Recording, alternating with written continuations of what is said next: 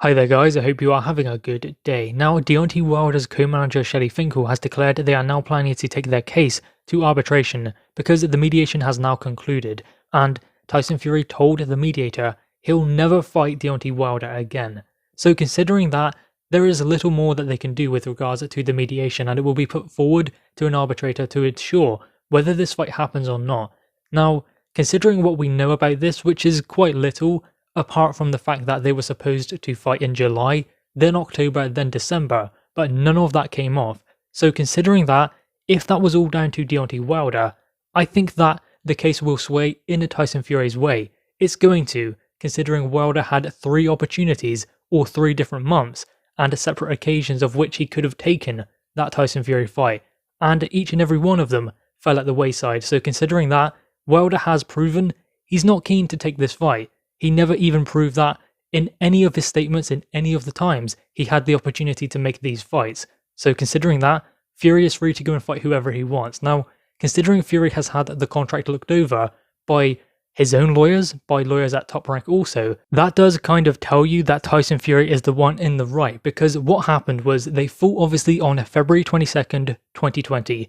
There was a rematch clause. That was for both of them. If Tyson Fury lost, he could have had a rematch with Deontay Wilder. That was in the contract. So there was always planned to be a third fight between these two. Now, the fight was supposed to happen in July. In fact, Deontay Wilder had a certain amount of time to activate that rematch clause. He done that. So he got the fight in July. Obviously, then he had an injury. So considering that, he's allowed to say, okay, let's reschedule. We have 3 months to get the fight on. That takes us to October. Now, the date they were being considered for was October 3rd, and that one did not come off either.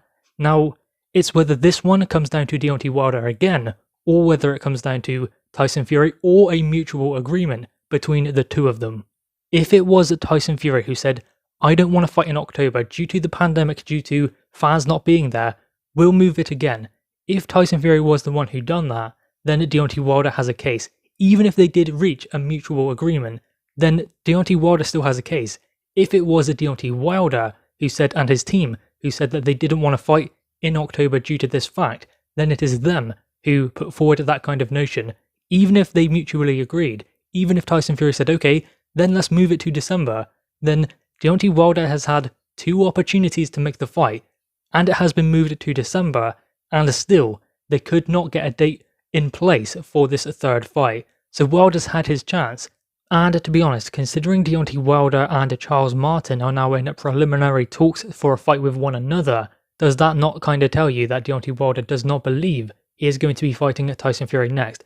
Whether he wants to or not, that doesn't seem like it's going to happen. Because if that was a genuine possibility, then they wouldn't be having talks with Charles Martin. Obviously, they would be considering him. They would be reaching out and saying, look, if we don't get Tyson Fury, we want to fight you. Which is, of course, probably what they have done. But considering they are going into talks about the fight actually happening, that does kind of tell you that he's going to be fighting someone like Charles Martin next, as opposed to Tyson Fury. Now, obviously, Fury only wants to get out of this fight so that he can go and face Anthony Joshua, which is the fight, obviously, that they are currently negotiating and pushing towards. So he needs to get out of this Deontay Wilder trilogy in order to do that. It's not just that, though. Obviously, Deontay Wilder has said a lot of things about Tyson Fury.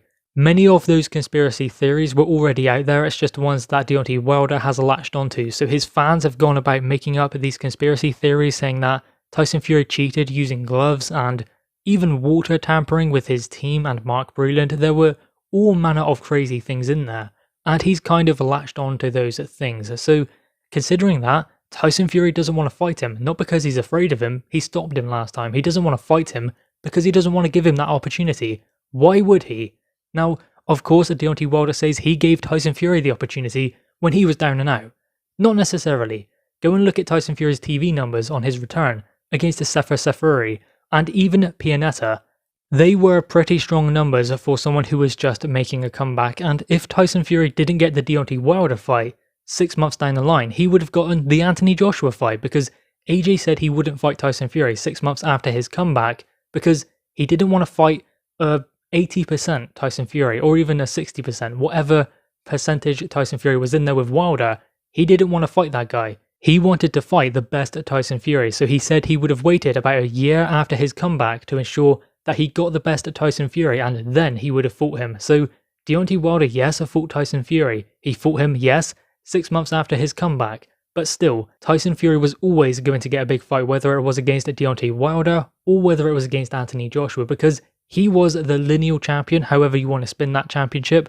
He was also the man who beat the man, Vladimir Klitschko. He never lost his belts in the ring. So even though Anthony Joshua won the IBF World Championship in a vacant world title fight, then went on to unifications with Vladimir Klitschko and even Joseph Parker, considering that, he still would have wanted to face Tyson Fury, because there would have been a point that he wanted to prove that he is number one of his era. That is why this big fight is happening. That is why there are talks for Anthony Joshua versus Tyson Fury. So we finally get to see who is number one in the heavyweight division. Tyson Fury was always going to end up in this position with a big fight around the corner. Whether he fought Deontay Wilder 6 months after his comeback or not, obviously that helped his profile and what happened in that fight. It did benefit him, but still, he was always going to end up here because he was the man who beat the man. So AJ's always going to want to fight him. There are always going to be big fights for Tyson Fury, even if he were to lose against Anthony Joshua. And of course, I think that the fact that Deontay Wilder and his team are searching for potential opponents like Charles Martin, they talked about Alexander Usyk, Dillian Whyte, Robert Helenius too, who will be taking the Adam Kownacki rematch, so it won't be him. It looks like it will be Charles Martin, but considering that, that does tell you that he doesn't believe he's going to be fighting Tyson Fury. I mean, does he want the fight, does he not? I don't think that really matters anymore. I don't think it matters how badly Deontay Wilder wants Tyson Fury back in the ring. It doesn't really come into it. This arbitration will only go one way, to Tyson Fury or Deontay Wilder.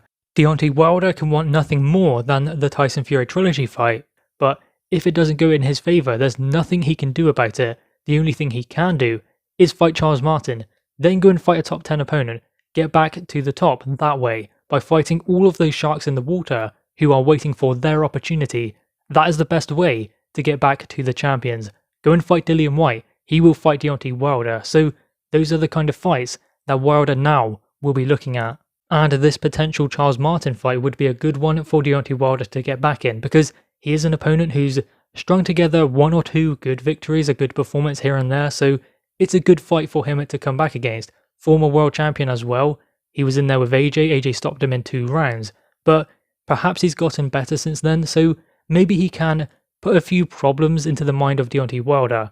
Wilder should be beating him, but still, it is a good opponent for him to be considering for his comeback after that Tyson Fury fight, because it does look unlikely that he is going to get that fight, considering how far into negotiations they are for the Anthony Joshua versus Tyson Fury fight. They wouldn't be only a few weeks away from announcing a date for that fight if they did not believe that Tyson Fury was able to go and fight him. So considering that, I don't believe that Tyson Fury versus the Deontay Wilder 3 is even on the table at the moment. But guys, anyway, what are your thoughts on this? Make sure you leave your thoughts in the comments below, leave a thumbs up, and subscribe if you are new. Thanks guys.